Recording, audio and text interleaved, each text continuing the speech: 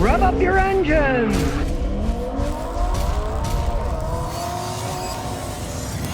Today I'm going to show you how you can keep your car looking good. Hair dryers.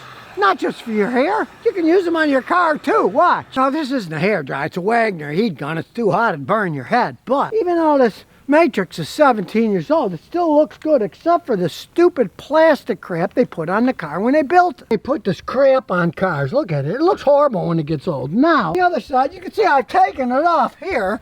Well, I'm going to show you how you can take it off on this side without damaging anything. It just looks horrible as it ages. It originally was clear, but now it's all faded away. So, you can get these nice plastic putty now. So I got a whole set on Amazon, dirt cheap. Then get your heat gun, slowly heat up the plastic. Might take a while, but eventually it'll start coming off. You can see it's starting to come off. There it goes. Now I decided to put on some rubber gloves so I don't get this hot goo on me, and don't be like I did. I got too close to the plastic and I melted it. Good thing the kit comes with a bunch of them. You want to try to heat this first and it starts to peel. Get the heat gun out of the way and then push with this. I got too aggressive and the heat gun melted this. This plastic is a lot softer than that plastic. So we'll heat it up again. Then we'll heat it some more and scrape some more. It takes a while, but it'll get it off. Now once you got the big, thick piece of plastic on, there's still some glue underneath, so get some of this adhesive remover and apply it liberally in the whole area. I always love opening these cans. They got these safety things on them. Alright, we'll pour a little in the cap, then we can spread it easy. Great for removing little bits of adhesive. It won't hurt the paint. Clean it all over, whole thing. Then comes the boring part. Let it sit for 10 or 15 minutes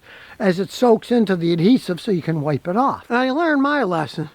Don't use a paper towel like this. The paper gets stuck to it. Get a rag like this, and then you can wipe it off with the rag. We'll pick it up and it won't leave pieces of the cloth stuck onto the paint. Now you can see I got a bunch of it off, but sometimes there's some adhesive that just won't come off. So I got this 3M adhesive wheel. Put it in a drill, and then we'll buff the rest off. And you might ask, why didn't I just use this? Because that stuff's so thick. You got to get the thick stuff off first. Then you can polish off the fine stuff.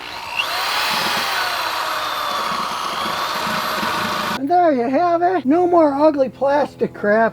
So now both sides are clean. Like I said, I did the other side here last year. As you can see now, it looks 1,000 times better than it did before with that stupid plastic crack piece. While we're here, these are 17-year-old wheels. You can see they're getting pitted. So, it's Dremel time.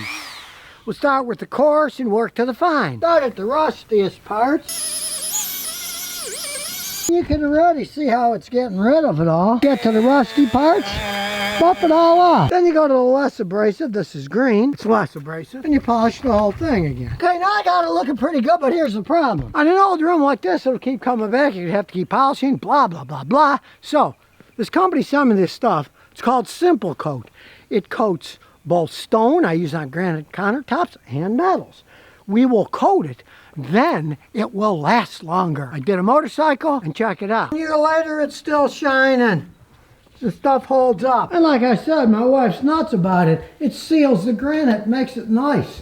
It's really interesting stuff. Now, unless you got a Flintstone mobile, you're not going to care about stone, or your wife might, but it works phenomenal on all kinds of steel, aluminum, brass products too. So not only does it look good now, but it'll look good for quite some time. Now the Simple Coat isn't cheap. I've had this stuff for a couple of years now, and I'm really impressed with what it does to any kind of metal, and to granite or any kind of stone countertops. Anything you got that's made out of stone, aluminum, brass, steel, you name it. Whatever they got in here, it seals it quite well, so it doesn't corrode anymore. And speaking of annoying things, check out these water spots.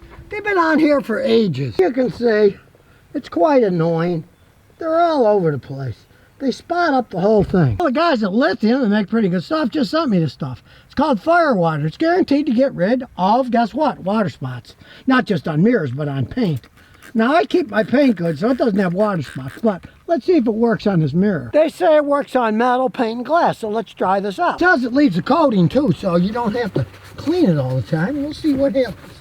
Will it get rid of the water spots? The spots have been on since I bought the car used a long time ago, and as you can see, they are gone. There are no more water spots. But, hey, I don't trust everything, so let's do the other mirror. It's got water spots all over it, too. Now, they claim it coats it. It keeps the water spots from coming back over time, so we'll keep an eye on both of these mirrors over the next months and years to see if that's true. But it's definitely getting rid of the water spots to begin with. And while I'm at it, this rear view mirror's been dirty for years, too. Right on. Wipe it off.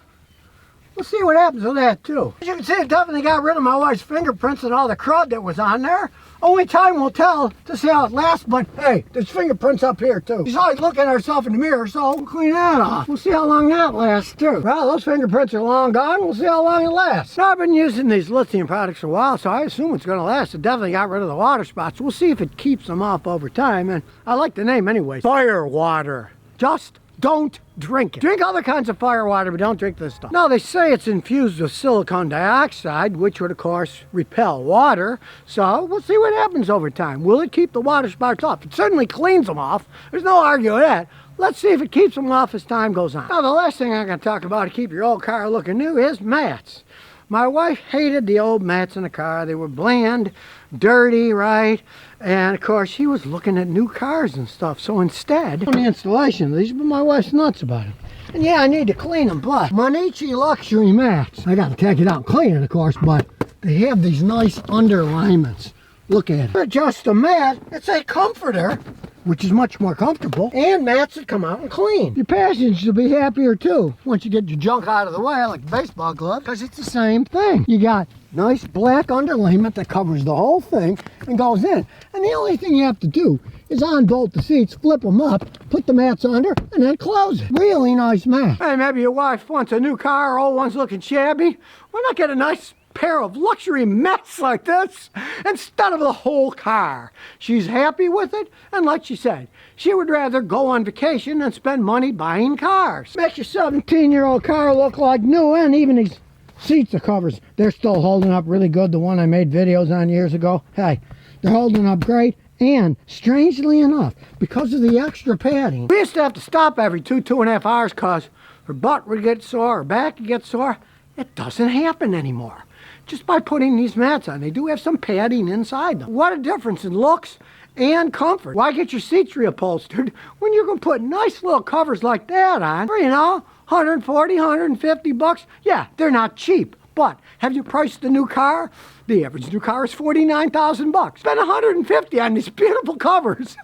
Hey, you can look like $1 million for a lot less. Few products and voila. 17-year-old cars that don't look all that old and keep rolling down the road. And of course, if you have any brains, get an old Toyota like this that can run forever. And if it doesn't look good, do what I did.